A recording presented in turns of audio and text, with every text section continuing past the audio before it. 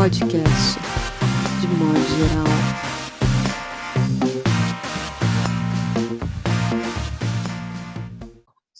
Olá, boa noite. Está começando mais um podcast de modo geral, edição 29, penúltima edição antes do fim da temporada, da primeira temporada, com a convidada especial Laerte Coutinho e a não menos especial Monique Malcher, do Pará. Sejam bem-vindas, meninas. E também Mauro Damer, André Del Fuego e João Paulo Cuenca. Como é tradição do programa, vamos começar pelas inquietudes de João Paulo Cuenca. Bom dia, boa tarde, boa noite, confrades. Mais uma vez um prazer estar aqui. Eu tenho lido cada vez menos notícias, Scott. Eu estou tentando fazer uma dieta de informação. Mas ontem eu me defrontei com duas coisas maravilhosas, que eu até botei no diário que eu estou escrevendo. Aliás, em jpcuenca.com, porque agora eu tenho um site, isso está lá. Eu ontem fiquei muito impactado com a notícia de um traficante carioca. Ele consolidou o poder de uma cadeia de favelas entre Vigário Geral e Brás de Pina, está chamando isso de Complexo de Israel, porque ele é um evangélico. E é o mesmo traficante evangélico que no ano passado fez atentados contra terreiros de candomblé em favelas no Rio de Janeiro. E você hoje vai nessa região da zona norte do Rio e no topo de caixas d'água você vê a Estrela de Davi. E isso não é um filme de ficção científica, um romance distópico, isso é apenas o Brasil. E aí eu estava vendo essa notícia, eu já estava assim, caralho, eu estava entendendo, por que eu fico sem ver notícia, né? Porque eu fico completamente maluco quando eu leio um negócio desse. Aí embaixo, bem embaixo disso, tinha um vídeo, eu não sei se vocês chegaram a ver isso, era uma live do Aglomerou, né? Chamado Aglomerou. E eles estavam cantando quando a gente ama não tem pra ninguém, aquela malemolência, e Angra dos Reis, as palmeiras no fundo, os caras estão numa mansão lá, todos bonitos. Maravilhoso esse vídeo. Porra, um tiroteio, pipoco, que é lá, os músicos de gatinhas, assim, querendo sobreviver, saindo pra fora do plano. Aparece um cara de balaclava com um fuzil, um outro com uma pistola, e aquele som de microfonia, barulho de helicóptero. E o vídeo acaba de uma forma meio misteriosa, com um helicóptero entrando no fundo da cena e um homem de chinelos e camiseta branca caminhando lentamente, assim, passando por trás de uma geladeira de cerveja antártica. É incrível. O Brasil em 60 segundos, né? Eu fiquei muito impactado com esse vídeo. É isso, é o que nós temos para hoje, Paulo Scott. Complexo Chael e o pagode aglomerou. Tá muito bem, tá ótimo. André Del Fuego. Olá a todos. Hoje é aniversário da Marielle Franco, ela faria 41 anos hoje. O assassinato da Marielle para mim, assim, é o primeiro capítulo desse livro que a gente está lendo.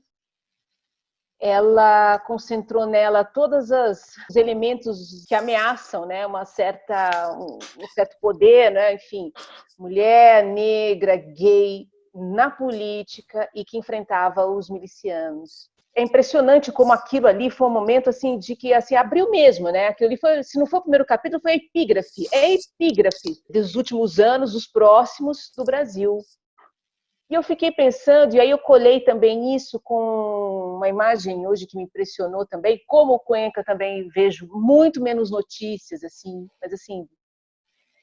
mas é incrível, né, que você não precisa acompanhar naquele infoentretenimento para entrar a qualquer momento e ver ali, sabe, pipocar, né, a nossa ficção científica e tal. Mas aí não, eu fiquei impressionada com o grupo de manifestantes antirracistas negros nos Estados Unidos, vestidos, paramentados e armados, e vestidos como um exército, armados todos, aquele bloco, aquela marcha, e eu pensei, bom, acho que isso aqui talvez seja também a epígrafe de próximos capítulos também, né? Achei que ali um a mais ali, não era só ali estudantes ou brancos juntos, ou, sabe, numa coisa, enfim, sem armas, mas eles armados em bloco, em marcha. Achei que temos aí uma epígrafe também. Foram duas coisas, assim, hoje que acho que simbolizam também os últimos dias também, para mim. Ótimo. Mauro Damer. Sabe que eu fiquei pensando essa semana na gente mesmo, no podcast, a gente ter feito, a gente começou ali na quarentena, no início da quarentena, e começou tentando entender o que estava acontecendo e estabeleceu assim uma espécie de compartilhamento de depoimentos assim ao longo desse tempo todo, né? E aí com a ideia, como a gente estava falando ali com o fim da primeira temporada e tal, né? Eu fiquei pensando assim, de que valeu, né? O que a gente atravessou ao longo desse tempo, né? E daí é engraçado porque eu vejo que a gente está saindo de um período de isolamento agora, assim, a gente está também que acabando aos trancos e barrancos um isolamento sem comando nenhum, né? O Brasil está entrando num período assim bem doido, assim, de onde está se normalizando um estado de colapso, né? Um estado em que a gente está naquele platô que não desce, né? E que agora em alguns lugares do Brasil está vindo uma segunda onda, tá? Eu fiquei pensando nos desafios que a gente vai ter, né? Daqui por diante, ao lidar com essa situação louca que é viver, enfrentar uma pandemia, né, viver uma crise econômica sem liderança nenhuma, né, o Brasil com esse vazio absoluto de liderança, assim, tanto na área sanitária quanto na área política. Mas daí me veio uma questão sábado que eu acho que vai ser legal a gente tratar dela aqui, que foi sábado foi Dia Internacional da Mulher Negra, né, caribenha e latino-americana. Daí teve uma polêmica ali com a Djamila entre a Djamila e uma outra menina ali, uma citação.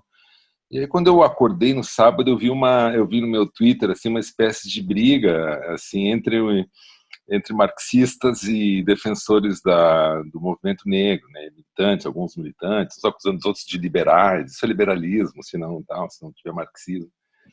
Então, o que me inquietou essa semana foi um pouco esse fim dessa situação louca que a gente viveu os últimos 4 meses, mas ao mesmo tempo a gente está chegando ao fim e está tentando normalizar uma situação que não tem normalidade nenhuma, né? Que a gente vai continuar numa espécie de tendo que cuidar cada um de lavar suas mãos e não levar as mãos e o rosto e tal, mas do ponto de vista de liderança política a gente chega numa espécie de situação caótica, né? Então, isso que me chamou a atenção. Tá ótimo, meu caro. Vou chamar agora a nossa convidada especial, dispensa apresentações, Laerte Coutinho. Seja bem-vinda, querida. Hoje foi meu dia de fechar a charge para a Folha. E o tema que eu usei foi a volta às aulas, esse faniquito que alguns governos e algumas entidades de escolas privadas estão de empurrar, né, o goela abaixo de um país que tá agonizando, assim, essa coisa de não, vamos voltar às aulas porque trancar em casa não é ciência. Essa frase ficou assim, trancar em casa não é ciência, é ciência. Justamente uma das coisas que a ciência tem falado é da importância de manter o isolamento o mais eficiente possível, como forma de conter a expansão do vírus, né, dos contágios. Então, esse desrespeito a normas de bom senso, até de aceitação do que a ciência tem proposto para essa crise, da parte de gente que lida com educação, sabe? Sem o menor preparo, sem o menor plano, retomar aulas, enfiar crianças de novo em contato uma com a outra, sem nenhum estudo de como fazer isso. Sim. Não tem preparo, não tem estudo, não tem nada, tudo sendo atirado assim para onde, né? Eu não sei, eu acho isso um estilo bastante nacional assim desse momento. Improvisar, agir com o fígado e na base da porra louquice total, assim.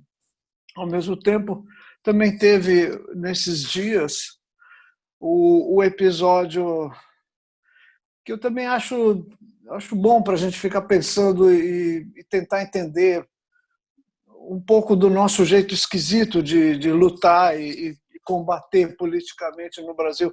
O apelo que se fez ao Tribunal de Haia para que investigue as ações e as atitudes do presidente da República sob a ótica de crime. sob a ótica de cometer genocídio. Sobre isso aí já foi anunciado como uma denúncia, como não sei o quê. Houve acho que uma certa distorção no modo como essa notícia foi divulgada, e algumas pessoas, como o João Paulo Charlot, por exemplo, tornaram esse quadro um pouco mais nítido, explicaram como é que funciona esse tipo de apelo ao Tribunal de Haia. De qualquer jeito, o Tribunal de Haia costuma, pelo que eu entendi da explicação do Charlot, o Tribunal de Haia costuma apreciar os casos quanto mais eles são respaldados por entidades locais, da justiça local. Quer dizer, se o STF, por exemplo, fizesse uma avaliação desse tipo e mandasse assim, certamente o Tribunal de Haia ia se debruçar sobre esse assunto com mais atenção. Então, eu fico pensando assim, a gente precisa derrotar essa criatura, esse governo que se instalou como um câncer nesse país, né? Mas Sim. o modo de derrotar é que está confuso, está estranho. Ao mesmo tempo, a gente fica com brigas internas, o pessoal metendo pau aqui, cancelando ali, não sei o que, você não pode isso, você não pode aquilo, tal. Não vejo nada, eu não consegui, nesses últimos tempos, enxergar nenhum tipo de formação de frente, sabe? De junção de esforços, de compreensão e aquele negócio que a gente falou quando o Bolsonaro ganhou, ninguém solta a mão de ninguém. Já soltaram, as mãos já estão cada uma para um lado, está todo mundo abanando as mãos para todos os lados possíveis. Assim, eu não sei, eu estou bem, não digo pessimista, eu estou bem negativa com a avaliação possível desse momento no Brasil. Bom, tem o aniversário do Pernalonga também. Ótimo, muito bem lembrado. A personagem que mais se travestiu em animação foi o Pernalonga, seguido de perto pelo Pica-Pau. Cada 2 ou 3 desenhos, pimba, vinha um lá de travesti. Assim. Então, eu acho que pode ser comemorado também à luz do movimento LGBT, talvez, não sei. Genial. Ótimo, querida. Monique Malcher, seja bem-vinda. Quando conheci seus trabalhos, suas ilustrações, pinturas, fiquei realmente encantado. Alegria tê-la aqui no nosso meio, nosso convívio. Obrigada. Eu fico lisonjeada, ainda mais de estar cercada de pessoas que eu amo o trabalho, bem tiete mesmo, porque eu acho que a gente tem que se exaltar. E é um momento que eu tenho pensado muito sobre isso. E hoje eu pensei em 2 coisas assim que são distintas, mas ao mesmo tempo não são. Uma foi uma grande treta que eu criei por ter falado que dom não existe. E várias pessoas ficaram com muita raiva de mim hoje por causa disso. Mas era uma provocação, assim, no sentido do dom em relação à arte, de ser algo, uma dádiva, um presente que vem dos céus, a picada do Peter Parker torna ele Homem-Aranha e especial, sabe? E eu fiquei muito chocada como algumas pessoas ficaram com raiva sobre eu tocar no dom.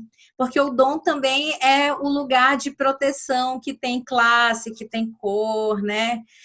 Que tem raça. Então, a gente não pode falar do dom. E aí, isso também fez pensar as outras notícias assim que eu vi que me impactou muito. Eu tentei não pensar em coisas super pesadas, mas o problema é que, sei lá, eu acho que elas me encontram também, não sei. E aí eu vi uma notícia que de como as mulheres, eu estava interessada em saber como é que as mulheres estavam sentindo o impacto durante a pandemia, né? Investigar isso e entender, não por uma pesquisa específica acadêmica, mas para saber mesmo, sabe? Uma curiosidade de saber. porque eu estou segura, mas muitas mulheres não estão. Eu vi uma notícia de uma mulher que o companheiro jogou álcool em gel nela e tentou queimá-la, mas não queimou. Ainda bem que isso não aconteceu. E aí eu fui pensar sobre como o álcool em gel queima, né? E o fogo do álcool em gel, ele é transparente. E eu pensei no simbolismo disso, de ser uma queimadura que você não vê, mas é tão profunda, e um fogo que também você não vê, e a violência que você também não vê, de vozes que também você não ouve, e de assuntos que também você não quer falar, ninguém quer tratar. Então, tudo é invisível.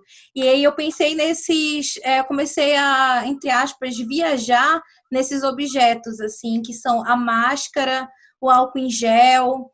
E a máscara, eu fiquei pensando, porque a minha mãe, além de professora, ela é costureira.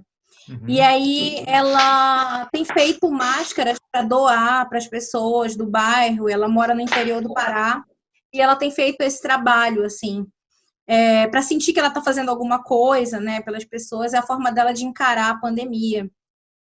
E aí eu pensei aqui em São Paulo sobre o trabalho precarizado das costureiras, que geralmente são de outros países, são imigrantes, né, moçambicanas, da Colômbia, e estão fazendo máscaras que antes custavam 50 centavos e agora custam 5 centavos.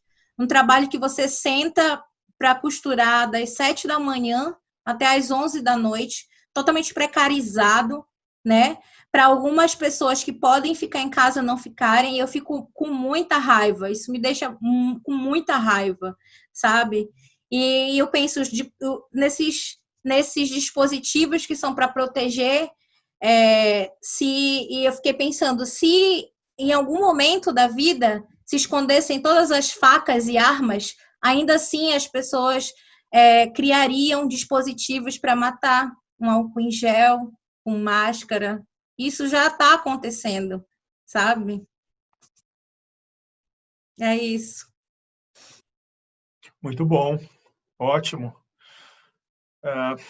Isso que você fala, minha cara, da precarização tem sido tema recorrente aqui no De Modo Geral. E as muitas violências também que se manifestaram, né, e se desvelaram dentro da tragédia que é essa pandemia.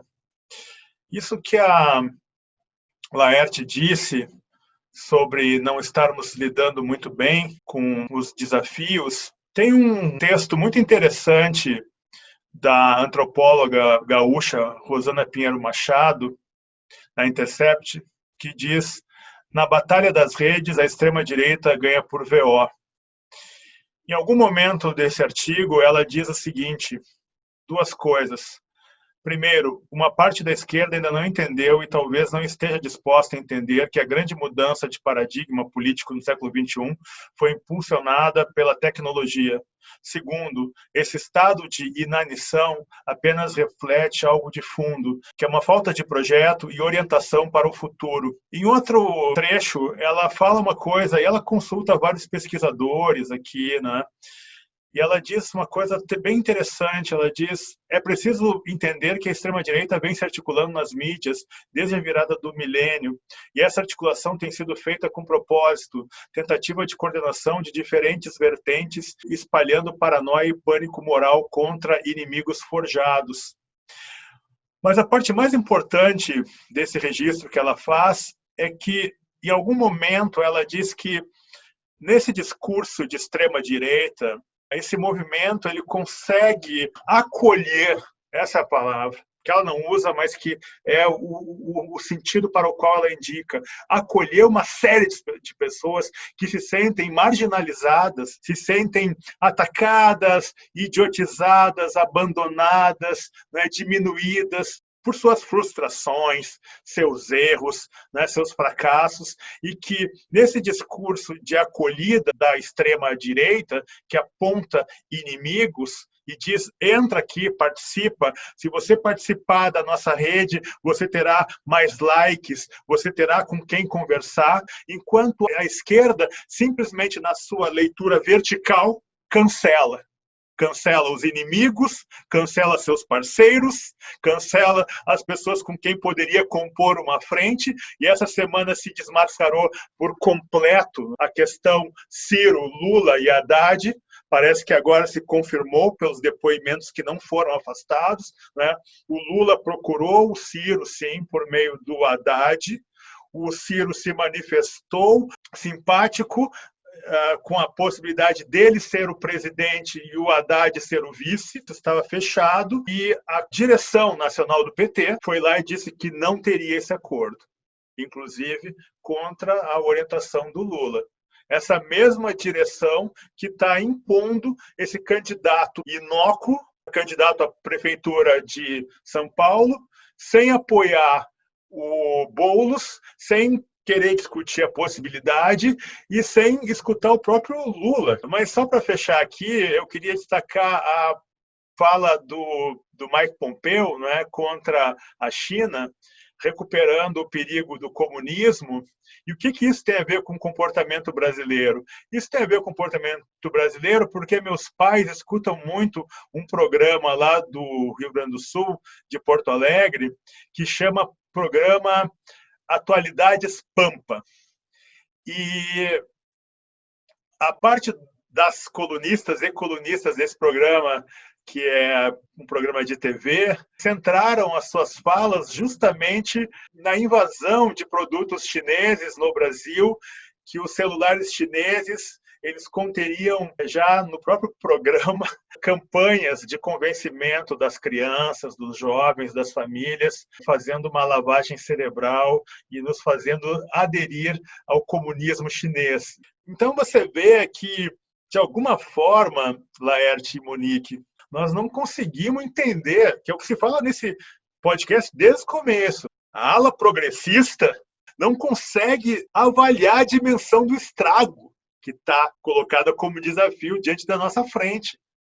E o que mais me desespera é que justamente a gente não tem, muitas vezes, a sobriedade de querer entender o que leva as outras pessoas a se convencerem disso tudo. Eu fiquei sabendo que parentes meus de Santa Catarina estão tomando cloroquina, felizes da vida, com estoque em casa, gente comerciante, gente que tem faculdade, sabe? Aderiram. É uma questão bastante complexa. Com essa rodada, nós fechamos, então, o primeiro bloco do podcast de modo geral e vamos ao segundo bloco, onde a conversa fica mais caótica, mais solta e poderemos dar mais atenção para as nossas convidadas. Até!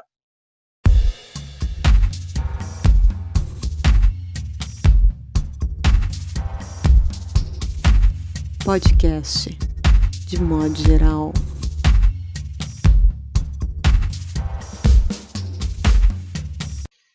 Olá, voltando aqui com o segundo bloco do podcast de modo geral 29.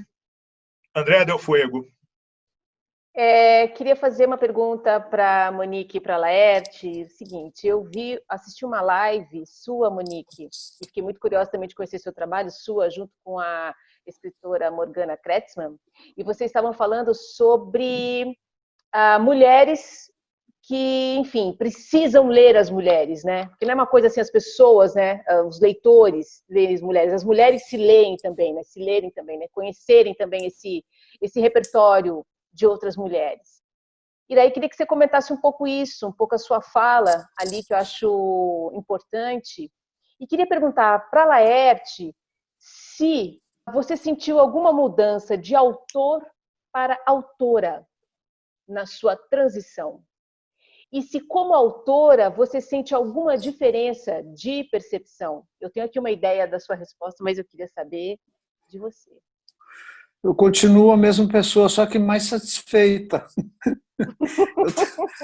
É bom ser mulher. Que bom! Eu tenho acordado melhor, eu tenho dormido melhor, eu tenho gozado melhor. Isso, de alguma maneira, influi no que eu faço e tem algum reflexo dessa satisfação toda no que eu faço. Mas eu sou a mesma pessoa, penso do mesmo jeito.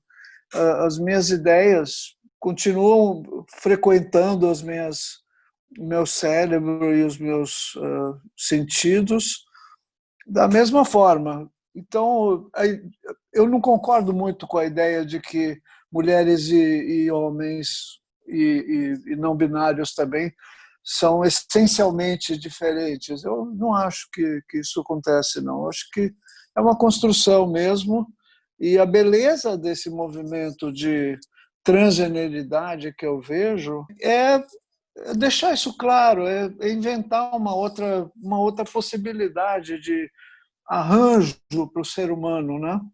Sem ser essa binariedade, essas gaiolas, assim, macho, fêmea, homem, mulher.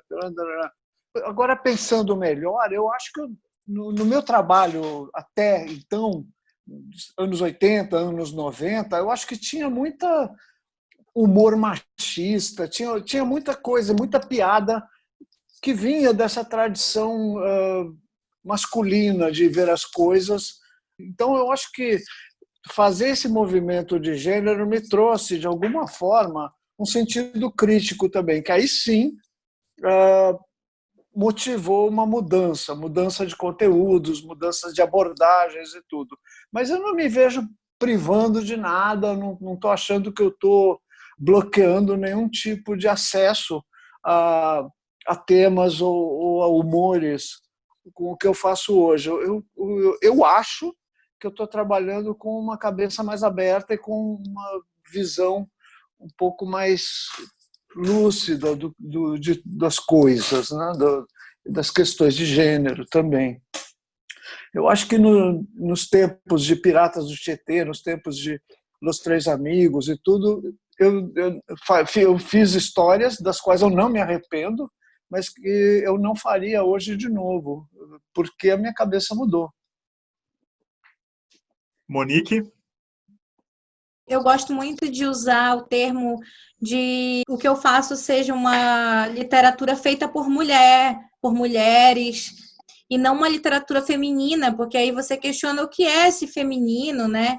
E concordo muito com a Laerte quando ela fala sobre a construção, e acho que isso causa um pouco de bug na cabeça de algumas pessoas sobre, mas qual é a diferença de literatura produzida por mulheres e literatura feminina? É uma diferença muito grande, né? Porque você enquadra o feminino naquilo que a gente acredita que é o feminino, e por isso as violências vêm daí, né?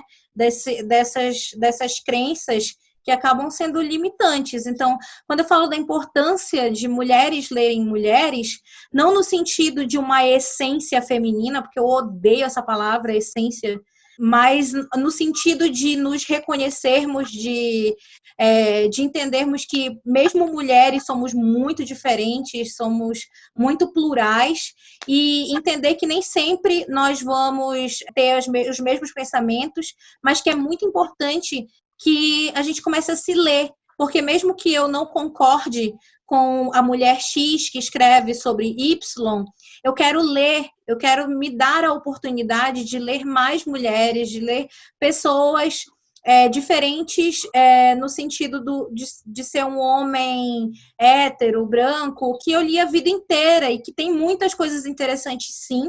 Eu não concordo de jogar essa literatura fora, ela é importante, mas acredito que a partir desse momento eu quero só correr atrás de um tempo que eu acredito que é um tempo perdido, no sentido de um tempo de que eu me sinto uma criança que aprendeu a caminhar de um jeito e agora eu quero caminhar de outro, para que eu tenha uma outra perspectiva sobre a vida também. Eu quero me dar a oportunidade de ter uma outra perspectiva, não só uma, e não quero jogar nenhuma fora. Eu quero que uma complete a outra, até mesmo para eu saber refutar, para eu saber dizer o que eu gosto, o que eu não gosto, eu tenho que conhecer um pouco de tudo.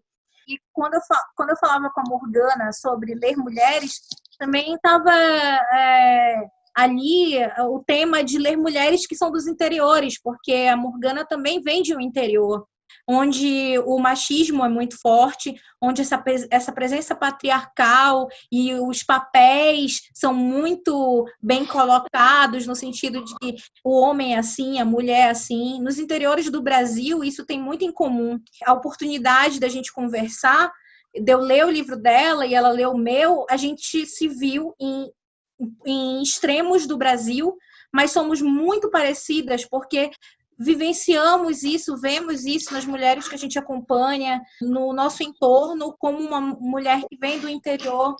Então, é muito importante que eu leia a Morgana, que ela me leia, enfim, estou usando como exemplo nós duas, já que você colocou assim, para que a gente entenda outras narrativas. E quando se fala ali do cancelamento, eu acredito que é muito perigoso você cancelar mulheres que estão, tipo, colocando pautas importantes. Acho que o questionamento existe, mas o cancelamento, ele vem, de novo, apagar essa voz, calar essa voz.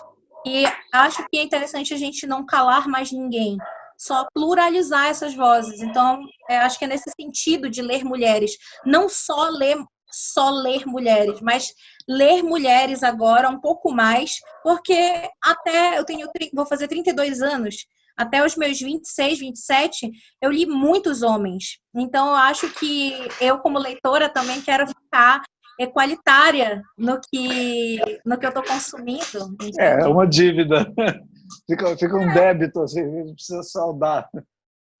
Eu só quero ter outras perspectivas, só isso. Pois é, mas isso leva a gente naturalmente, porque como não existe, de fato, diferença nenhuma entre dons e talentos, homens, mulheres ou não binários, você chega em trabalhos, por abrir essa comporta, assim, de não vou deixar as mulheres virarem nem um gueto, nem virarem uma coisa esquecida e apagada. Eu vou lidar com a literatura de modo mais amplo. Literatura, quadrinho, filme, música, tudo. Isso. Atualmente, as duas autoras no mundo, assim, os dois autores ou autoras de quadrinhos que eu mais respeito no mundo são mulheres. A Alison Bechdel e a Rutu Modan. Você precisa ler ela também, que é muito boa essa Rutu Modan. Eu não conheço.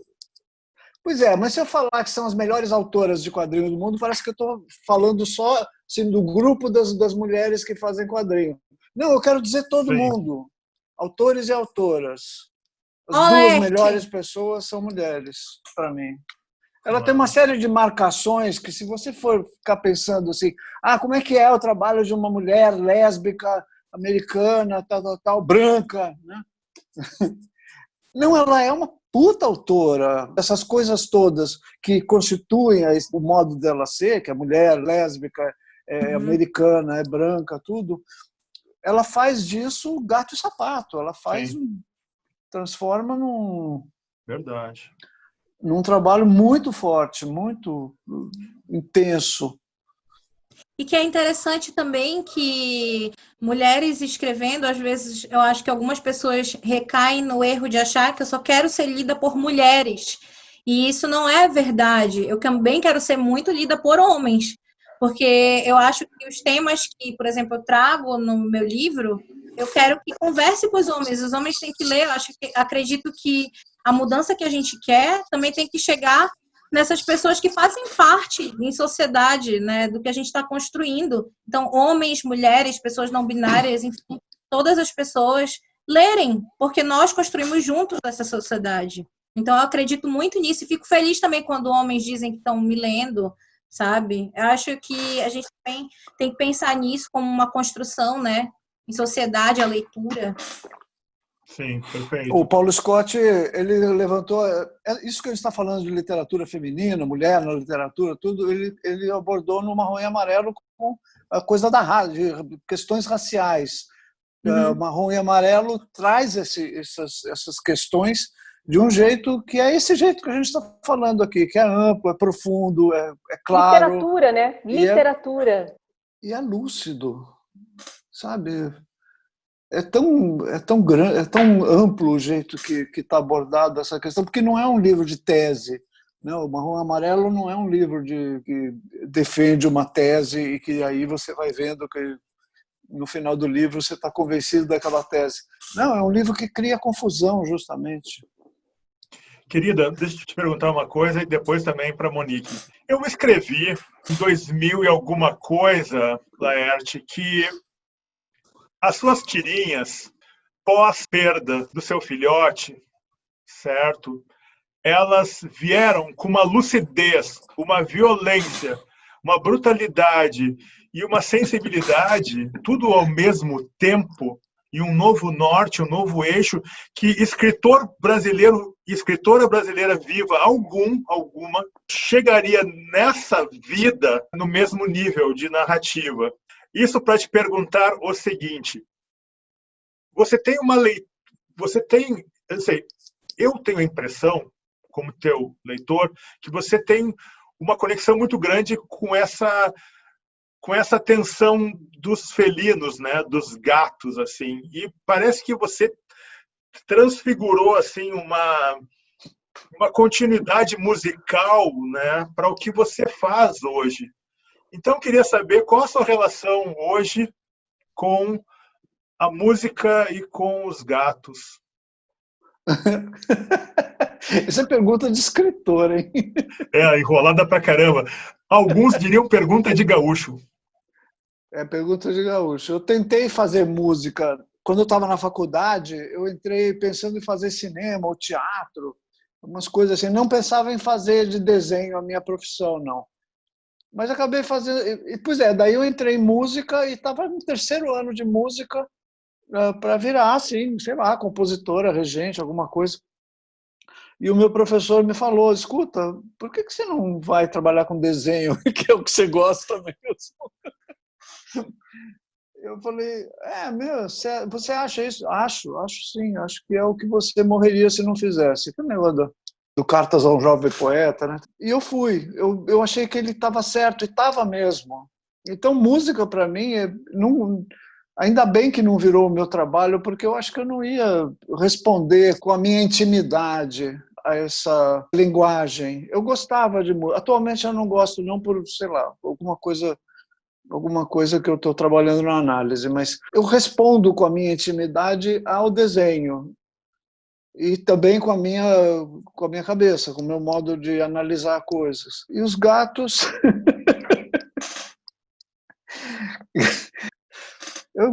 Eu vivo com gatos aqui, né? Com uma gata. E eu sinto que a gente tem uma existência parecida com o que é o desenho para mim. Eu me relaciono com ela a partir de alguma coisa íntima mesmo. A gente se entende. Assim. Não, claro que ela não fala, né? Mas eu consigo entender isso assim, como uma expressão. Eu não sei, eu estou tentando responder a sua pergunta do melhor jeito possível. Não, porque eu acho que se for comparar com as outras artistas e artistas, eu acho que você é a mais gata, digamos assim, sabe, no sentido de felino, de enfim. Eu quero dizer uma coisa. Uma loucura minha. Desculpa. Essa cultura de online, de lives e podcasts e tal e tudo, tem sido o território dos gatos. Eu não sei se vocês repararam, mas é muito frequente aparecer um gato, um rabo de gato aqui assim, gatos pondo a mão no ombro da pessoa, a pessoa dando uma notícia, falando um negócio, aparece o gato lá atrás, assim. Tem sido o território deles. Assim, eu acho que os gatos, de alguma forma, que nem a China, estão tentando nos dizer alguma coisa ou nos programar para alguma coisa. Sim. Monique, você aborda muito a violência nas famílias, nas relações e tudo mais. Achei muito impactante a leitura. Queria te perguntar o seguinte: a sua passagem por Santa Catarina, como é que ela marcou o teu trabalho? Uma certa xenofobia sutil e uma certa violência racista sutil também de lá. Isso chegou a te tocar? Como é que foi a tua passagem por lá? Eu fiquei agora pensativa sobre a regionalidade que tu falaste, porque eu vejo muito a regionalidade também no meu trabalho, porque eu acho que talvez exista várias formas que a gente vê o que é o regional, né? E talvez Sim. seja um dos olhares que a gente tem sobre a regionalidade, seja mas tem vários modos, né, desse regional.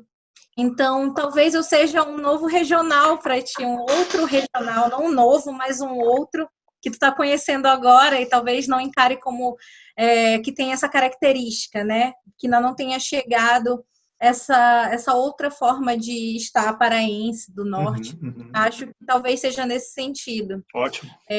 Deixo aí para te pensar. Legal. E sobre a passagem, eu fiquei em Floripa, né? Por causa do doutorado, e aí passei 2 anos lá, e eu estou aqui em São Paulo fazendo o meu campo, que eu deveria estar na rua fazendo campo, que é sobre o Paralulipena, né? Que saiu pela Todavia. Mas os 2 anos primeiros de doutorado, sou ligada à UFSC, né? E eu acredito assim que em Floripa foram 2 mundos para mim. Um era um mundo dentro da UFSC e outro mundo era o da cidade. Inicialmente é tudo muito encantado e talvez por isso que eu acho que Ilha da Magia funciona bem como uma máscara do que depois você vai encontrar quando você se torna entre aspas, da ilha. Eu digo entre aspas porque você não é aceito como da ilha. É sempre você é lá de cima, você está longe, né? Por que está aqui? Não tem universidade lá no Pará. Questionamentos que te colocam em um lugar que te deixa bem claro com uma sutileza de que você não é dali, que você não é, que aquele território não é seu, né? E aí eu fiquei pensando muito sobre esse trânsito de quando pessoas de Florianópolis vão para o Pará, em Belém, e elas são tratadas muito bem, recepcionadas. Talvez isso também tenha um resquício da colonialidade, né? Dessa colonização, da ideia de que o Brasil, parte do Brasil não se sente Brasil, se sente um outro Brasil, e a gente se desconhece e também não se permite conhecer de forma profunda. Então, eu acho que tem essa barreira do que é de fora, é o outro, vai nos invadir, não queremos, é muita gente chegando na ilha, é muito imigrante, né? E na época da eleição isso foi muito forte, porque eu ainda não tinha o meu título transferido para lá, e não transferi, não tive como, foi muito rápido. E aí as pessoas falando, porque poderia apagar, né, Santa Catarina, já que Santa Catarina votou Bolsonaro. E eu falei, não, gente, Santa Catarina também é território indígena, de várias pessoas indígenas, comunidades indígenas que foram dizimadas de Santa Catarina, e também comunidades que tentam resistir. E existe território indígena nessas terras. Não é só no norte e nordeste que existe o território indígena, ele também está, só que ele está extremamente apagado nessa nuvem de Ilha da Magia, que não é tão magia assim, quando você passa um tempo, né? Mas aí é a minha visão e coisas que eu senti também, uma xenofobia muito grande. Mas dentro da UFSC, com as mulheres, do estudo feminista, eu me sentia mais em casa. Também porque eu convivia com mulheres de todo tipo, de vários lugares, não só do Brasil, mas de outros países também, e isso me dava força para continuar em Santa Catarina de algum modo. Foi uma passagem, foram vários sentimentos que eu ainda preciso de mais tempo para processar. Legal. O que eu falo é que, como você coloca as relações e os traumas e os conflitos muito em primeiro plano, assim, esse rótulo que se aplica muito, né, quando vem alguém do norte, do centro-oeste, e essa é uma deficiência de quem lê, na verdade, né, de marcar esse rótulo de regionalismo, enfim. Né? Porque o que é escrito numa região acaba sendo regional, né? Sim. É um questionamento, assim. Os meus livros nunca perderam a dicção, quer dizer, a maioria deles gaúcha, né? Nunca perderam. Uhum. E é até injusto ser colocado como regional, porque te coloca numa caixa em que os teus temas parecem que quando você fala que é o teu livro, por exemplo, Paulo, você fala é regional, se eu disser que teu livro é regional, talvez eu te coloque numa caixa em que os teus temas que tu está tratando não sejam universalidades, sim. Não sejam para todas as pessoas, né? Sim, limita, né? Limita. Sim, João Paulo Cuenca, para onde vamos? Eu fiquei ouvindo vocês falando enfim, de ler e artistas, escritoras, mulheres e tal. E eu queria destacar, talvez, o grande lançamento cultural do ano, que é o disco de quarentena da Taylor Swift. Vocês vão ter que me ouvir falando da Taylor Swift agora, pelos próximos 3 minutos, ou 5. A Taylor lançou um disco ela anunciou um disco com menos de 24 horas de antecedência. Normalmente ela anuncia os trabalhos, é uma coisa de meses, ela vai dando pistas nas redes sociais, e é uma construção de narrativa que demora um tempão até aterrissar o disco, né? Isso não vazou em nenhum lugar, né? E ela anunciou que ia lançar o disco em 18 horas, o disco estava inteiro, são 16 faixas. Eu escutei. E é muito maravilhoso, né? Ainda que ela continue autorreferencial pra caramba, e tem toda uma teia de pistas biográficas, e ela faz referências a episódios e a outras músicas anteriores dela, sempre nessa chave autoficcional, em que a vida dela inteira é uma grande performance. Mas eu acho que tem uma virada de chave ali. Talvez seja o disco mais coeso dela. Ela está cantando de uma forma espetacular, assim, porque tem uma sutileza na gravação também, na produção musical. Eu acho que é um disco mais maduro. E metade do disco foi produzido e composto por aquele cara do The Nation, né, que é o Aaron Dessner. E eu publiquei no Twitter essa semana que esse lado B do disco da Taylor Swift é o melhor disco do The National, porque é muito melhor do que toda a carreira dessa banda aí. E eu estou ouvindo sem parar o Folklore. E cada vez mais eu gosto mais. Eu fico ouvindo e lendo as letras no Genius, e as pessoas ficam dizendo o que elas pensam dos versos e tentando desvendar alguma coisa. É muito fascinante a Taylor Swift. E para mim é o grande acontecimento cultural do ano, tá? Esse disco que acabou de sair. Saiu há 2 dias. Eu já ouvi algumas vezes. Eu recomendo bastante esse disco. A Monique dizendo que gosta. Ela tá mutada, né? Tô estimulada. Esse disco, eu gostei também. Eu não acompanho muito ela, mas eu gostei desse disco exatamente porque eu achei que foi bem diferente. Eu adoro quando um artista que eu já tô acostumada com uma coisa me apresenta outra coisa totalmente, me buga. É muito bom. É muito legal, né? Você sabe, E ela tá crescendo, né? Tipo, ela tem 30 anos, bicho. Ela tem uma carreira gigante, ela ainda vai fazer música por próximos 30, né? A gente vai ver essa artista virar outras coisas, né? Isso é que é legal. Sim. Você sabe, João, que uma das coisas que quando eu saía, que eu levava para festa, o João Gilberto Noll, que ele ficava mais encantado, o Noll tinha aquela fama, né, de recluso e ermitão, não correspondia nada à realidade, ele adorava festas, ficava encantado quando ele, conversando com as minhas amigas e amigos músicos ou DJs, nas festas, eles começavam a falar de novas cantoras, sabe? Novos cantores, ele ficava super entusiasmado. Na verdade, eu fico mais encantado com a tua paixão por ela do que por ela, propriamente dita. Nessa faixa aí, eu gostei muito do disco da Fiona Apple.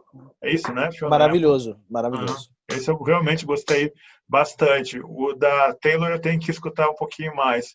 Eu só escutei algumas faixas saltando, assim, achei bem interessante. Monique, você quer falar alguma coisa sobre a Fiona Apple? Não, é porque eu gosto de toda a discografia. Eu acho que ela é uma multiartista muito completa, né? E ela é uma referência, assim, para mim. Desenha, canta, atua, faz tudo, assim. Eu acho lindo a multi, assim, uma artista multi. E eu acho que ela tem muita raiva. Eu adoro isso nela. Você gosta de PJ Harvey? Muito. Essa eu realmente amo. Eu realmente amo o PJ Harvey. Eu gosto de pessoas que têm raiva e botam a raiva nessa coisa, assim. Sim. Mauro Damer, para onde vamos? Não, eu fiquei pensando aqui, faria uma pergunta para a Laerte aqui, que era o seguinte, que tem uma parte da geração dos anos 80 que que é muito ficou muito conservadora, se era meio libertária, se estava na coisa das drogas, experimentando drogas, sexo, drogas, rock and roll. Depois uma parte ficou meio conservadora, assim, né? Ficou meio, vamos dizer assim, deixou de ser não deixou de ser artista, mas seguiu mais pelo mercado, assim, e aquela coisa do artista como sujeito de transformações, assim. Eu queria ouvir um pouco o paralelo, como é que isso foi para ti, assim, né? E assim, um pouco essa perspectiva geracional. Eu não sei se você tem uma análise muito precisa disso, Mauro. Tá. Esse fenômeno da passagem da pessoa da Libilu para o Partido Novo, assim, por exemplo, é razoavelmente frequente. Maravilhoso. E é meio chocante também, a gente fica pensando. Agora, o que você mencionou, eu acho que aqueles anos 80 e 90 são os anos que testemunham uma reação geral assim, ao fim da ditadura, ao fim da censura, a volta das eleições diretas. Tinha uma fome de expressão assim que estava rolando já na cultura brasileira, pelo menos, tanto da parte de quem fazia cartoons e quadrinhos e tudo, quanto da parte de quem ia na banca comprar. Então tinha assim a fome e a vontade de comer se encontrando naquele segunda metade dos anos 80 e anos 90, né? Isso gerou uma série de coisas assim que podem ser chamadas também de libertárias, mas também pode ser vista sob o ângulo de uma cultura que não estava ainda transformada, que não tinha germinado um monte de coisas ali. Eu estou falando do ponto de vista pessoal, mas também acho que, em geral, se vivia isso. Assim, havia coisas que só iriam dar seus frutos no século XXI mesmo, dentro do século XXI. Foi o que se passou comigo, e eu acho que foi o que se passou também com boa parte do movimento LGBT. Eu acho que boa parte do movimento negro também encontrou sua melhor expressão já dentro do século XXI. Não sei, eu chuto bastante isso, assim. Você tem um poder de concisão, assim, incomum. É um absurdo o seu poder de concisão. E eu queria perguntar o seu processo de criação. Eu sei que não tem como definir isso, uma coisa tão abstrata, não é? Mas no seu processo, por exemplo, escrevendo, acho que muitos de nós acabam descobrindo o personagem, o que está escrevendo ao escrever. Você descobre o que está falando durante o traço? Ou você tem uma ideia, jura? Durante o traço você sabe o que está fazendo? É verdade. É que nem você acabou de descrever o que se passa comigo. Há uma ideia inicial, né? Há uma espécie de energia, um Big Bang que a gente tem daquela ideia, que você não sabe direito como é que aquilo apareceu, mas você procura organizar da melhor forma possível. Muitas vezes você quer fazer um trabalho focado mesmo. Quero fazer um trabalho pensando nisso aqui, nessa pessoa, nesse fato. Eu assisti um vídeo do Aglomerou e eu quero fazer uma história com aquilo. Então você tem um ponto de partida mais ou menos concreto. Mas como a coisa vai indo, é meio acaso mesmo. Tanto a mão que está desenhando também é uma matéria, né? E ela apresenta a sua verdade também. Ela entra no jogo, o papel, o lápis, a caneta, a tinta, a mão, e tudo isso vai compondo uma relação assim tumultuada até você chegar num resultado. E esse resultado também é apreciado do ponto de vista analítico. Eu também me vejo como leitora. Eu olho aquilo e falo assim, não, isso não está claro, isso está esquisito, ou isso está ótimo porque ficou obscuro. Então, existem intenções no que a gente faz que a gente só descobre fazendo mesmo. Às vezes você quer fazer um negócio, quando você chega no final e fala assim, não, mas isso ficou óbvio demais, eu não quero uma coisa tão óbvia assim. E aí, se eu mudar esse detalhe na coisa, eu torno esse desenho e essa história toda muito mais rica. Então, nesse ponto aí que eu acho que... André, desculpa, tu quer falar mais alguma coisa? Não, eu tenho 1000 perguntas para fazer para a Laerte. Se você me deixar aqui, eu fico, entendeu? 1000 perguntas. Deixa eu, então... Monique, minha cara, tu quer fazer alguma pergunta para a Laerte? Ou falar sobre o que ela falou também, que é importante? Eu me identifico muito, assim, e é muito louco, porque eu começo a entender por que que gosto tanto da Laerte quando eu ouço ela falar também. Não só da arte dela, mas quando eu te ouço falar, Laerte, eu me identifico muito contigo nesse processo que ele, ao mesmo tempo, é caótico, mas ele também é organizado, e essa coisa de se descobrir no meio. Eu vejo muito isso, assim, e vejo que acontece diferente, tanto quanto eu tô com a literatura e também com a colagem, né? Com a pintura, eu vejo que são dois processos diferentes que eu tenho, assim, e que eles são caos diferentes. Na literatura eu me sinto sempre bem tensa, assim, não sei por que motivo, mas ao mesmo tempo não é uma tensão de medo, é uma tensão que eu realmente fico já ruminando há muito tempo um tema, e é diferente de quando eu vou criar uma colagem, algo que eu descubro durante. Na literatura, não, eu acho que a parte de escrever é só um processo final ali, mas uma coisa e outra. já estou escrevendo há muito tempo. No Fellini e no Bergman, né? Que falou de Fellini e Bergman? Que é isso, gente? De onde surgiu essa voz? Pois é. Entraram no Zoom? Não foram vocês? Ninguém falou Acho isso? Imagina, essa voz nunca entrou aqui. Que é isso? É alguma coisa Linha que tu cruzada. tá escutando aí, João? Não, mas eu não escutei por aqui, não. Deve ser uma coisa do Zoom. Linha cruzada.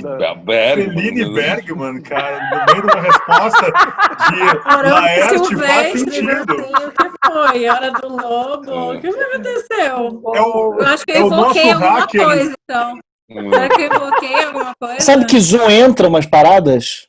Desculpa, Sim, né? Tem eu essa invoquei coisa. alguma coisa. Eu trouxe alguma coisa. Maravilha. Monique, Que estranho. Laerte, queridas, podem continuar aí, fiquem à vontade. Então, eu me identifico muito, assim, quando você fala, Laerte, disso, de se encontrar durante. Só para literatura, que no caso, na literatura não é assim para mim. Eu vejo a coisa nascendo, eu acompanho, sou muito metódica, porque eu vejo aquele bolo, eu vou entendendo de onde vem, eu sei de onde ele veio, qual o caminho que ele fez para chegar ali. Diferente do desenho ou da colagem, que eu vou entendendo enquanto estou fazendo. Sim. Bom, eu tenho me dado a um trabalho nos últimos anos que é construir uma história de um tamanho que eu nunca... Não é o meu padrão. Eu nunca tentei fazer um trabalho do tamanho que eu estou fazendo. Já está em 400 páginas. Caramba! Opa! Uau! Provavelmente vou morrer antes de terminar. Claro que não. Tem o Musil, né, que escreveu um livro, morreu fazendo o livro, O Homem Sem Qualidades. Tem 1000 e tantas páginas e ele não terminou o livro. O livro acabou porque ele morreu. Eu acho que eu vou fazer isso. Mas eu estou passando pela experiência de construir uma história antes de desenhá-la. Uma história grande, assim. E é enlouquecedor. Vocês que trabalham com livros e escrevem histórias assim, eu tenho profunda inveja desse jeito de... Não sei como é que vocês constroem também. Uma vez eu perguntei para Ana, que escreveu o Defeito de Cor, como é que ela chama? Ana Maria Gonçalves. Eu perguntei, como é que você fez aquele livro, que é um livrão assim, de 900 páginas. Ela falou, eu enchi paredes com anotações e coisas. Então ela construiu a história toda antes de escrevê-la, ou enquanto escrevia, né, provavelmente. Então, essa era uma experiência que eu não tinha. Construir essa engenharia antes de começar a desenhação desenfreada. Não sei, eu vou fazer essa história. Talvez ela não saia com 400 páginas, um pouco que menos. Que lindo isso, hein, Laerte? Uau. Eu não sabia disso. Estou ansiosa já. Eu também estou curiosa. Porque tem outra coisa que é essa, o desenho. Como é que eu vou desenhar isso? não é muito simples, não. O Art Spiegelman uma vez falou que para cada trabalho novo, cada projeto novo que ele tinha que inventar. Ele, quando fez Mouse, por exemplo, ele disse que não sabia qual traço ele ia usar para fazer aquela história. E que isso veio vindo no processo de escrever e construir a história do Mouse. Mouse é uma coisa linda, que é ele conversando com o pai dele sobre os campos de concentração e tal, não sei o quê, e tudo vira ratos e gatos, né? Então, ele disse que... Oi. Eu só ia comentar que eu lembrei que quando eu fui na casa da Luli Pena, ela me mostrou 7 pastas dos quase 7 anos que ela desenhou o Sem Dó. E aí as pessoas olham o Sem Dó e falam, nossa, que maravilhoso e tal. E eu olhar todo esse processo de, tipo, ela refez e ela cortava a página, fazia em A3, cortava cada quadro e remontava como um álbum de figurinhas e ficava obcecada com aquilo. E passou anos assim, até chegar, e refez várias vezes. Eu fiquei, meu Deus! Eu testemunhei um pouco do trabalho dela fazendo o Sem Dó, que a gente tinha uma oficina, não era bem oficina, mas a gente fazia modelo nu, modelo vivo. Eu e o Rafael juntávamos um grupo para fazer, e a Luli estava nesse grupo. Depois ela ficou no lugar, naquele ateliê lá, e ficou trabalhando a história do Sem Dó. E volta e meia eu ia lá e a gente se encontrava e eu via o trabalho dela, que era minucioso, longo, exaustivo e refeito, constantemente refeito, assim, né? É impressionante o que há por trás de um livro, né? Sim, né? Você sabe que essa graphic novel que vai sair, Meu Mundo versus Marta, que é minha e do Rafael Sica, ela vai sair o ano que vem. E são 10 anos, né? Se passaram 10 anos até que ela saia publicada. E todo o envolvimento que tem construir um negócio disso, tragédias pessoais, dramas, esforços, é uma coisa maluca, né? Essa composição aí. Não se chega num resultado muito Você sabe o que é legal? É que isso tudo desaparece. Tem um momento em que essa coisa toda, tudo esse sofrimento, essa complexidade, some tudo. Daí você pega o livro e lê, e aquilo tudo que os autores ou autoras gastaram, né, das suas vidas, fica escondido, e é para ficar mesmo. Essa é a beleza do livro, da arte, da coisa. Lara, diz uma coisa, você tem ideia de qual que é o teu desenho que mais foi compartilhado, ou que mais, assim, porque o quadrinho, o desenho, ele tem essa poder de síntese, assim, né? E aí e aí tu fala que de repente ele sai, ele vai sendo construído, ele é um comentário, né, muito condensado de um presente e tal. E aí eu sempre vejo que a grande ficha vai cair, assim, uma vez por semana eu vejo a grande ficha vai cair. Tu tem Eu ideia acho que de qual esse é o mais. É o mais?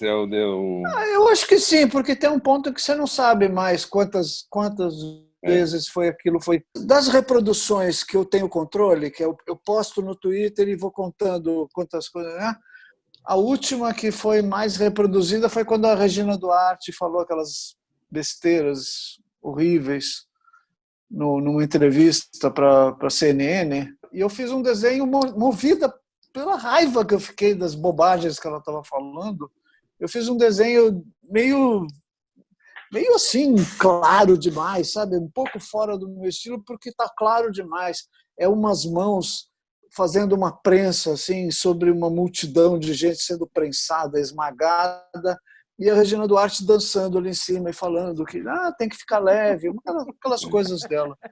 Eu fiz esse desenho com raiva. E aí, Monique, aquilo que você falou da raiva, ela às vezes é um elemento que incontrolável.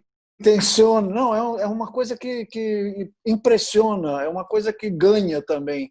Quando a pessoa percebe uma raiva evidente na autoria de algum trabalho, muitas vezes isso é é um impulsionador, né? Eu não sei, esse desenho foi muito republicado, né? Replicado. Retuitado e tudo, e comentado. E eu percebi que era isso, porque ele era muito claro, ele era muito direto, e ele estava com uma raiva, feito com raiva, né? Uhum. Grande Ficha não, Grande Ficha não tem raiva.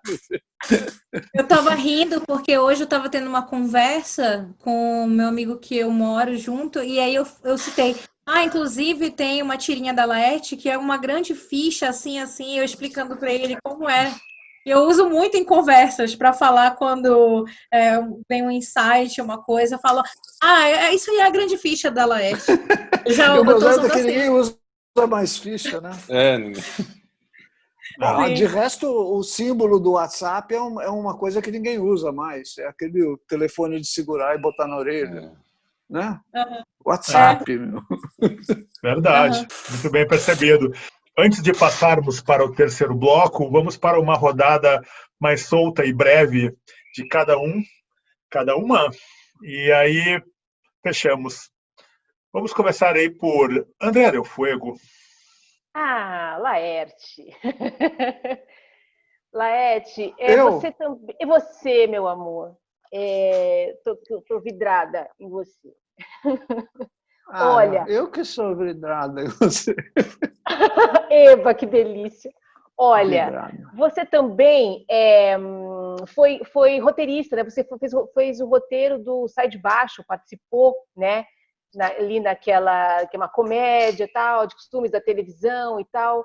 Queria saber se você tem hoje feito alguma coisa agora, nesse momento, para alguma coisa futura para a TV.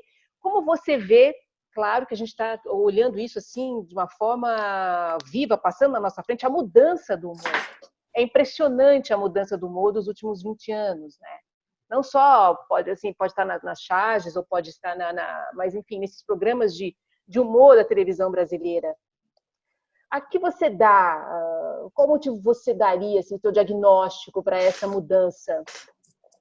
Eu não dou diagnóstico, não tenho uma análise rápida e sumária.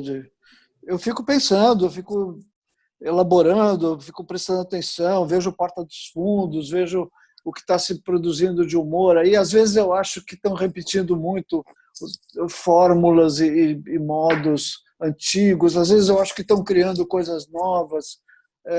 Não sei, eu acho que Greg News e Porta dos Fundos, para mim, são os exemplos mais claros de uma linguagem de humor e política combinada e muito eficiente.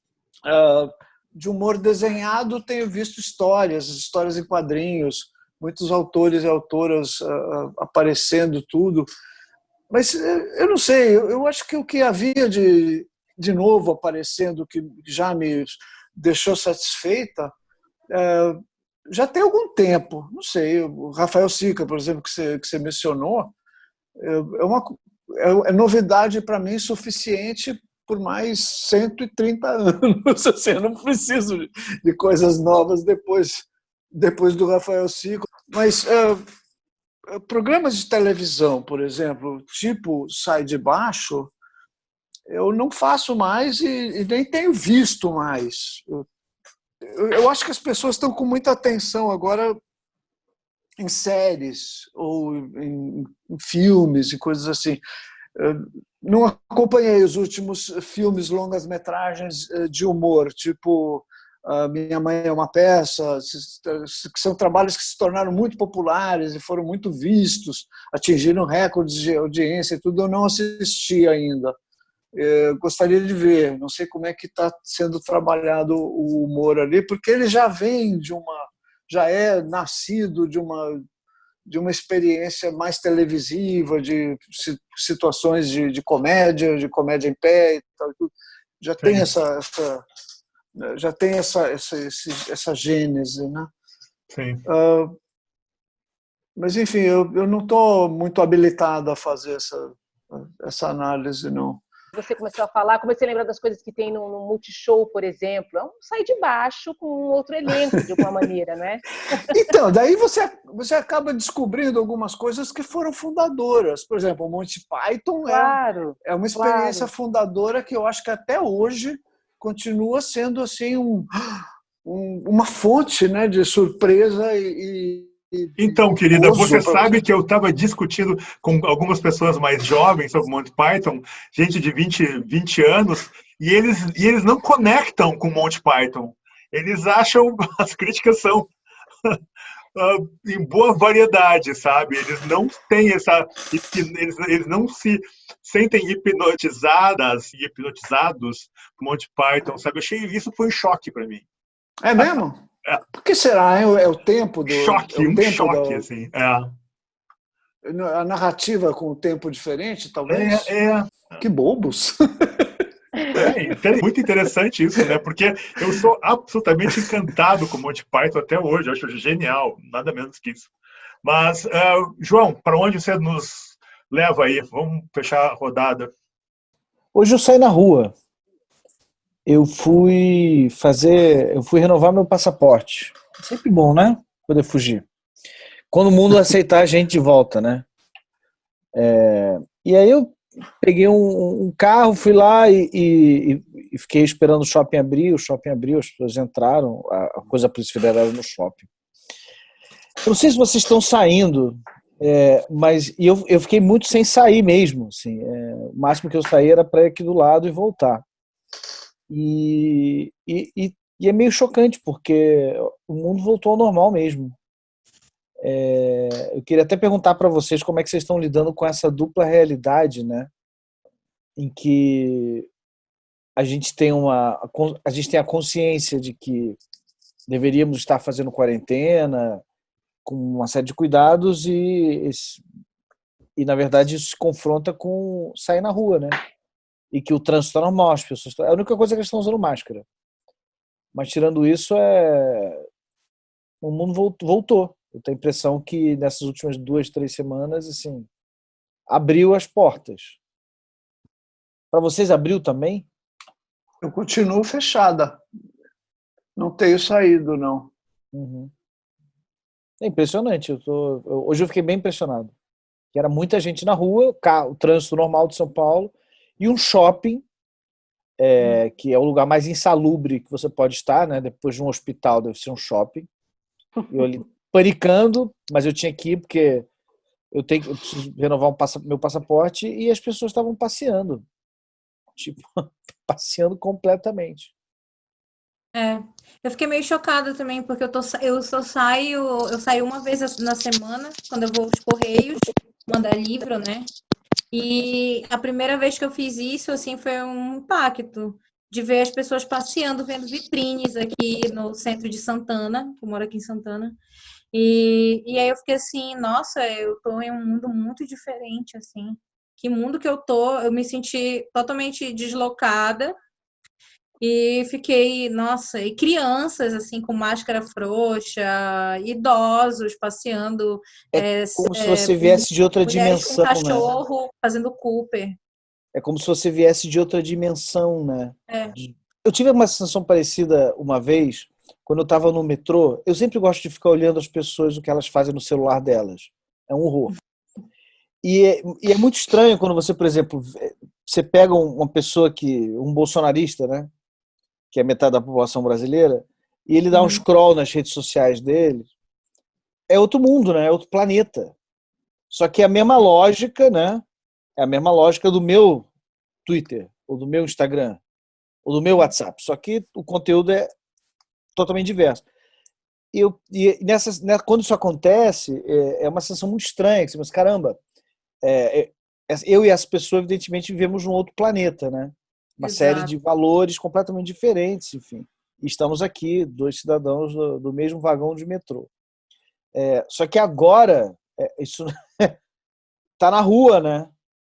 Eu tive pesadelo que eu saía na rua sem máscara e acordei desesperada. E aí eu fiquei pensando, como será o pesadelo de quem está indo para a praia? Tem pesadelo? Sabe que eu fiquei pensando também nisso daí. Eu fiz 3 documentários sobre AIDS, tá? Sobre prevenção à AIDS na América Latina e no Caribe, né? E é um negócio engraçado, porque a AIDS até hoje tem setores da igreja que dizem que condenam o uso de camisinha e condenam a educação sexual, né? E foi a primeira epidemia assim mais importante que o mundo enfrentou, assim.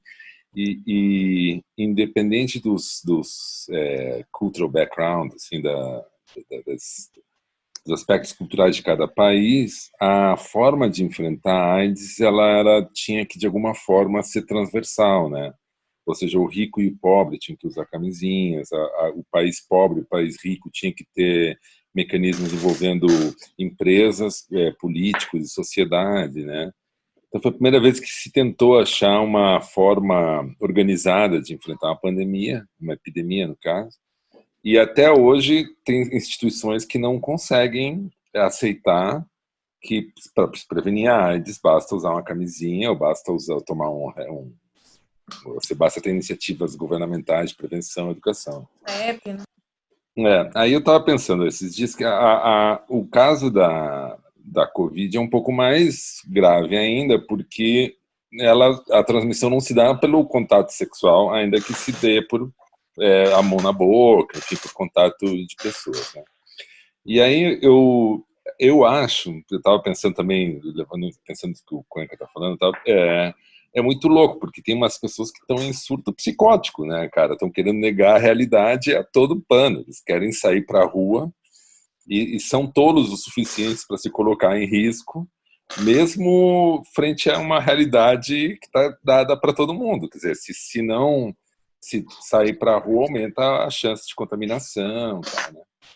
Então é muito louco. Muito provavelmente a gente vai adotar mecanismos de prevenção e de cuidados que vão durar o resto das nossas vidas, né? Nossas, assim, quer dizer, a gente vai parar de ficar sem lavar as mãos, de cumprimentando todo mundo na rua, enfim, e cada vez que usar um pouco, que a gente estiver em ambientes públicos, a gente vai tomar cuidado de não ficar tocando nas coisas, vai ter que ter mecanismos próprios, né?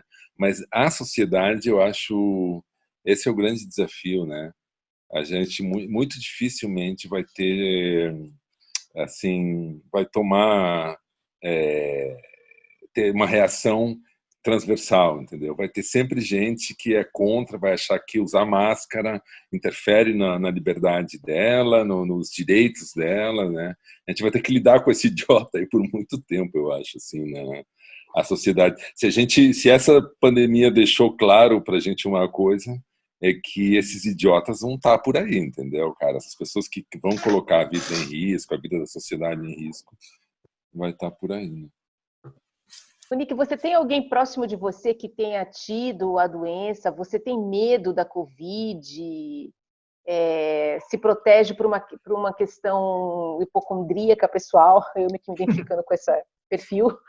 Ou por uma questão... Você tem essa ideia mesmo de que você pode evitar a contaminação de outras pessoas? Como que você está vivendo essa doença na porta, chegando assim? Primeiro eu penso não em mim, mas eu penso muito na minha família que está no interior do Pará, porque tive várias tias e tios que tiveram Covid e que conseguiram se curar, né, da Covid. A minha mãe se tornou uma pessoa extremamente preocupada, assim, ela sai uma vez na semana para dar aula, para ir na escola e tudo mais, não necessariamente dar aula, né, mas ir na escola, e ela já usa toda, como ela é costureira, aprendeu a fazer máscara 3D e vários tipos de máscara, toda semana ela mostra para mim por WhatsApp uma nova máscara. E eu, na verdade, eu fico bem feliz que ela está neurada nesse sentido, porque para mim seria pior se ela fosse uma, tipo, tá tudo bem, sabe? A gente vai ficar bem. Eu prefiro que ela esteja assim. Acho que isso a protege, assim, sabe? E eu não tô, assim, eu acho que eu tô em casa, né? Se eu sair uma vez na semana, eu moro com pessoas que saem para trabalhar, mas estão tomando cuidado, né? só saem realmente para trabalhar, e com toda a troca de máscara. Tem o risco, claro, entre nós, mas eu acho que aqui em casa a gente é bem consciente, assim, político. Eu não estou muito neurada, tipo, eu hipocondríaca, vou pegar a doença e tudo mais, mas estou me cuidando também como um projeto político que eu acredito. Eu acho que é mais nesse sentido, assim. Sim, ótimo. Laerte? Eu estou pensando no fim da pandemia com muita preocupação, porque eu acho que essa pandemia talvez seja o começo de um processo mais preocupante ainda. Talvez a gente se lembre dessa pandemia assim, com saudade. Eu estou falando sério, quer dizer, o coronavírus não é um vírus novo, ele já existia. Agora ele veio numa mutação muito mais agressiva, muito mais insidiosa, muito mais contagiosa. E talvez não seja o único vírus que venha pela frente. O que a reação à pandemia nos deveria estar ensinando é justamente o que o Mauro falou. É isso aí, valores como solidariedade, valores como um sentimento de cooperação e de comunidade, sabe? E isso é que eu acho um belo valor e uma coisa importante a se trabalhar. Nós temos que melhorar as condições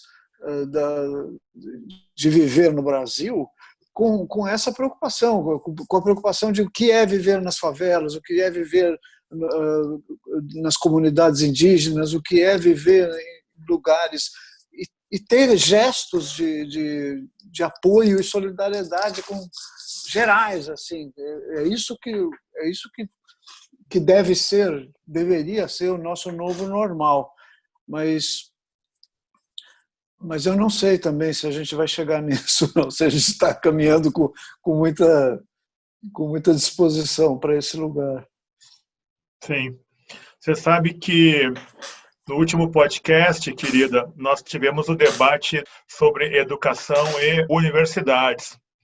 E a professora que participaria, que é da periferia do Rio de Janeiro, ela não pôde participar porque a sogra dela se descobriu passando mal e com os sintomas da Covid, foram ao hospital e ela faleceu na quarta-feira de Covid.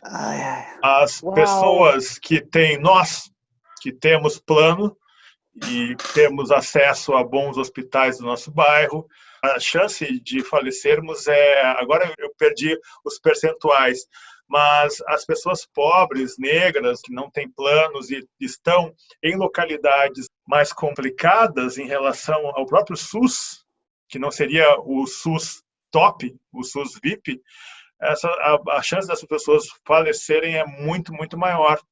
E essa minha amiga, professora, e a companheira dela, mesmo elas tendo todos os cuidados, não conseguiram evitar que a mãe de uma delas, enfim, tivesse sofresse, né, passasse.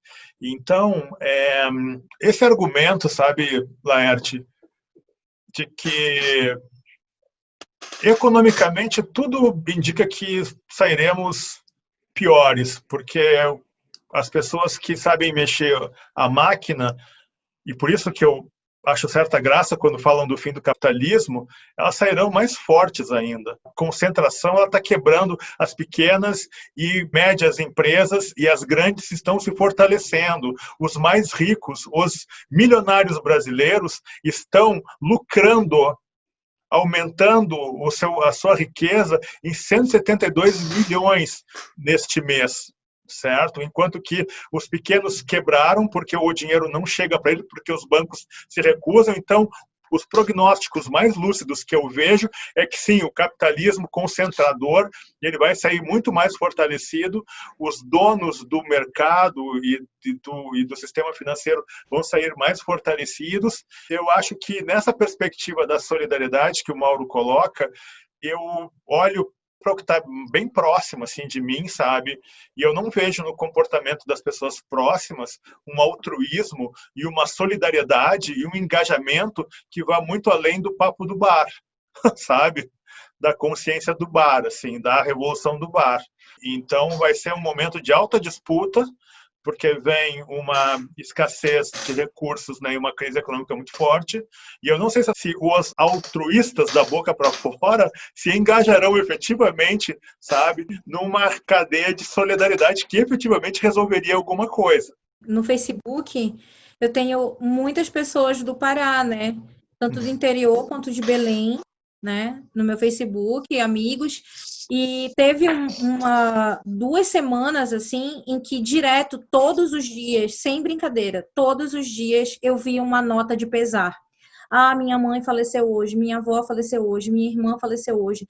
E aí eu via um contraste das pessoas que eu convivo aqui, que tem, enfim, que estão protegidas, né? E reclamando, poxa, eu gostaria de estar, não que eu esteja deslegitimando isso, mas Sim. Gostaria de estar no bar, gostaria de estar com os meus amigos, isso é legítimo também.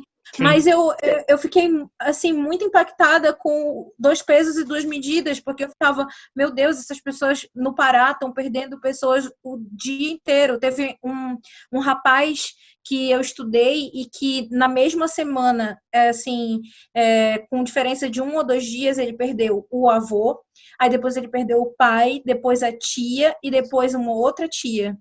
E virou um grande obituário o Facebook dele, assim. E a gente já não sabia mais o que comentar para ele, o que falar, né? Então, é o impacto de tantas pessoas que eu vi próximas, assim, morrendo, assim, né? Acompanhando daqui, desse meu lugar onde eu estou protegida, né? Sim. Fechada essa rodada, vamos então para o terceiro bloco, onde apresentamos situações ou pessoas que dariam boas personagens de histórias em quadrinhos, conto ou romance brasileiro. Até!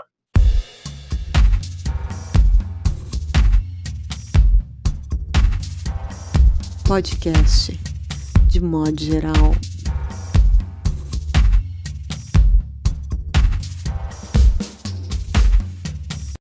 Vamos começar, como é da tradição do podcast, por André Del Fuego.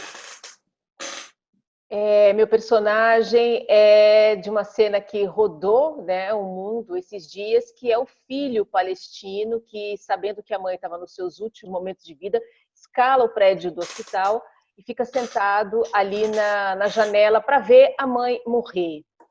E é tocante a postura dele, física, sentado ali naquela janela, porque o corpo aceitou a morte da mãe, sabe? E ele está assistindo a mãe morrer ali do outro lado, assim, atrás de um vidro e tal, do lado de fora de um prédio.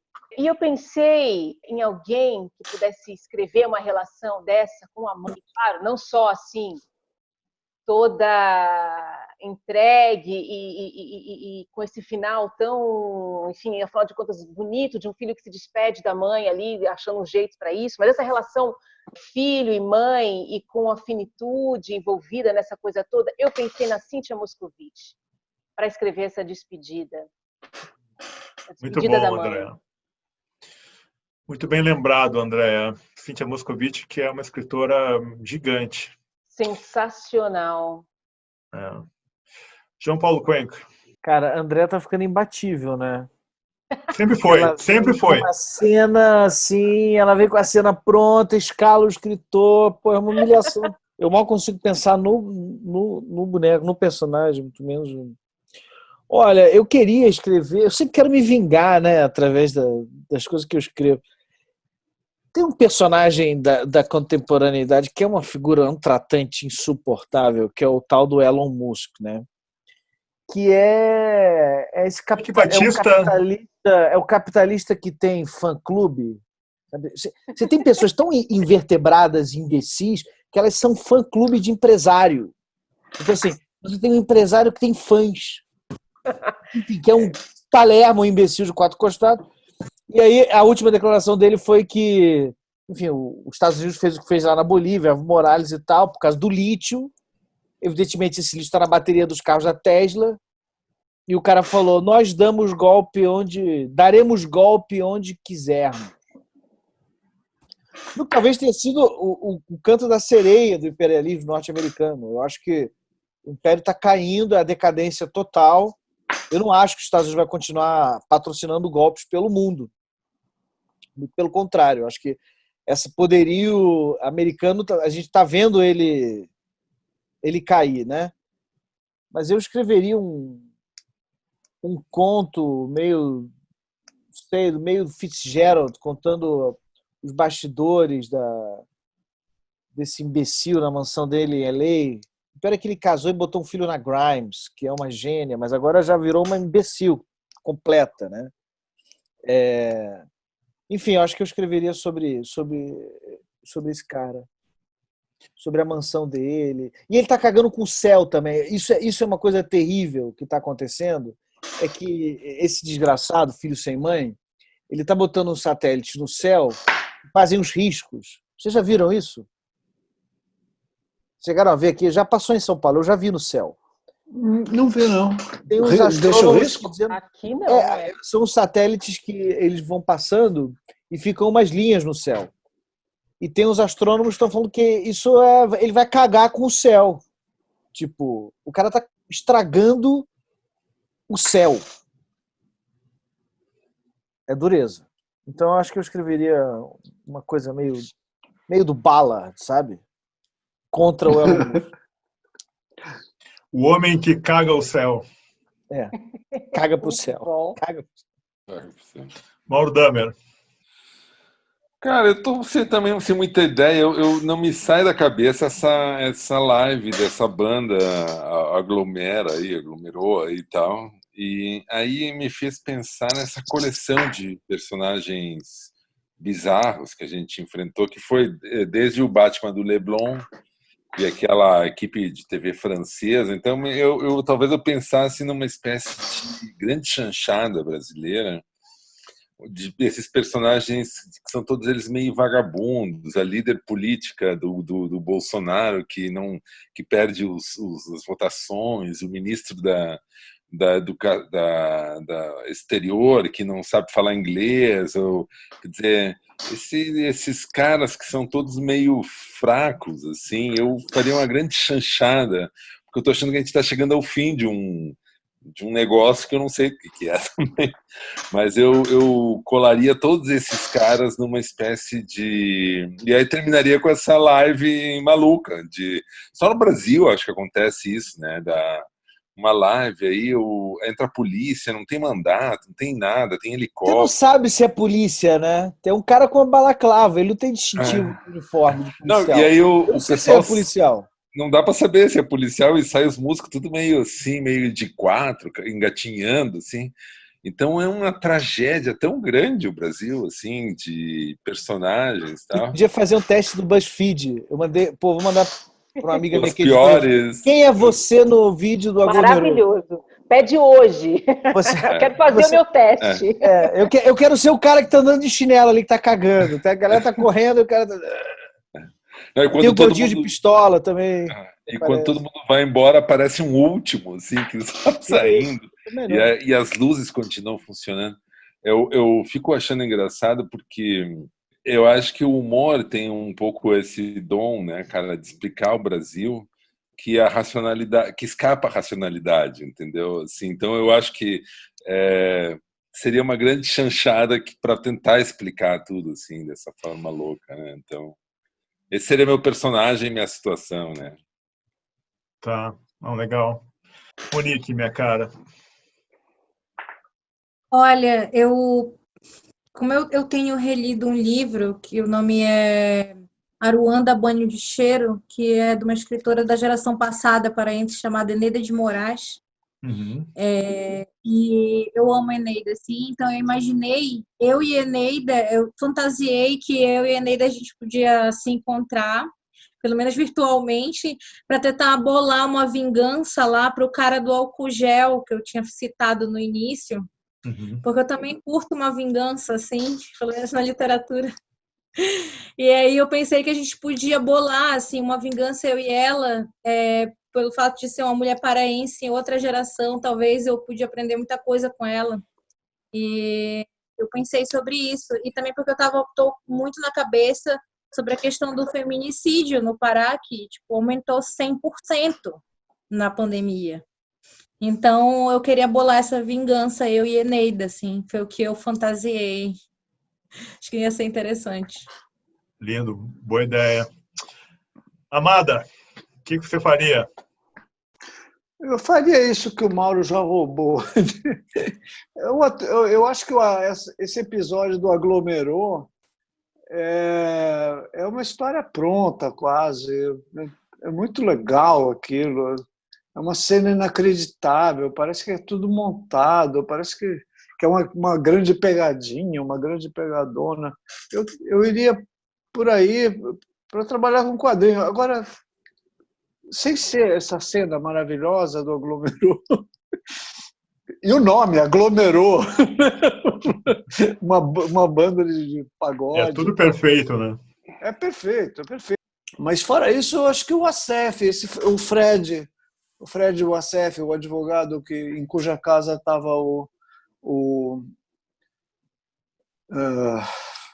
Queiroz, ele é uma personagem que até agora me impressiona muito por todos os motivos, e quanto mais eu leio sobre ele, não tenho lido tanto assim sobre ele, mas o que eu li, as ligações que ele tinha com uns esquemas de Microsoft, com gente que vendia no tempo do Temer, que vendia para o governo isso, casou-se com uma menina que também é representante da Microsoft.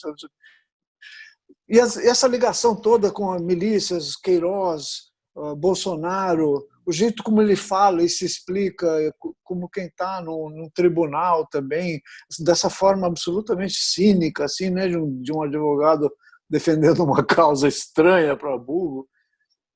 Isso tudo me parece assim um grande material para uma boa ficção, quadrinhos ou texto, não sei, uma coisa dessas.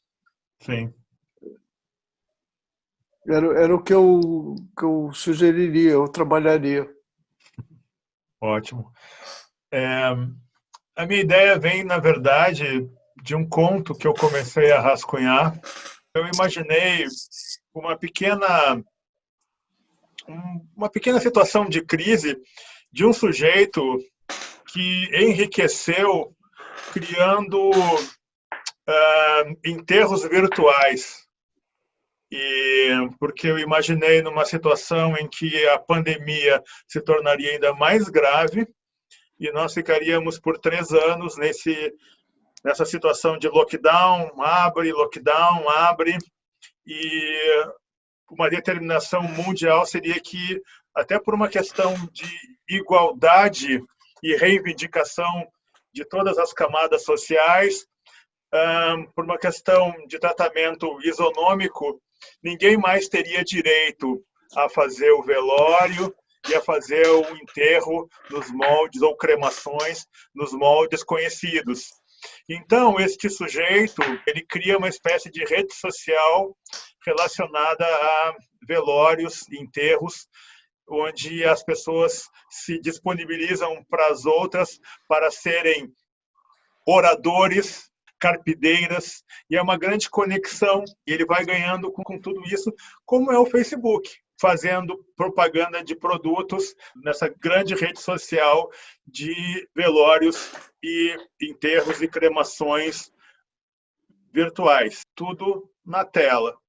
E a grande crise dele, eu acho que eu não vou contar, porque esse realmente é o ponto que eu considero uma sacada. Então, estou jogando para o ar aí, como já se fez muitas vezes aqui no podcast de modo geral. Eu só não vou dar o fecho do conto, porque aí é entregar demais. Com isso, nós fechamos esse podcast que foi maravilhoso, com 2 convidadas incríveis e a presença sempre iluminada aí de André do Fuego, Mauro Damer e João Paulo Cuenca, que finalmente decidiu voltar para o podcast, depois de férias, 3 episódios, né, João? Que você não... 2, 2, né? Então é isso. Obrigado a vocês. e até a próxima.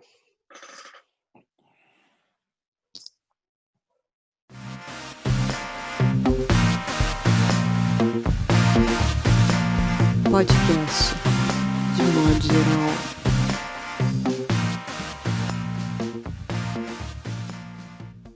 Essas ilustrações atrás de você são suas?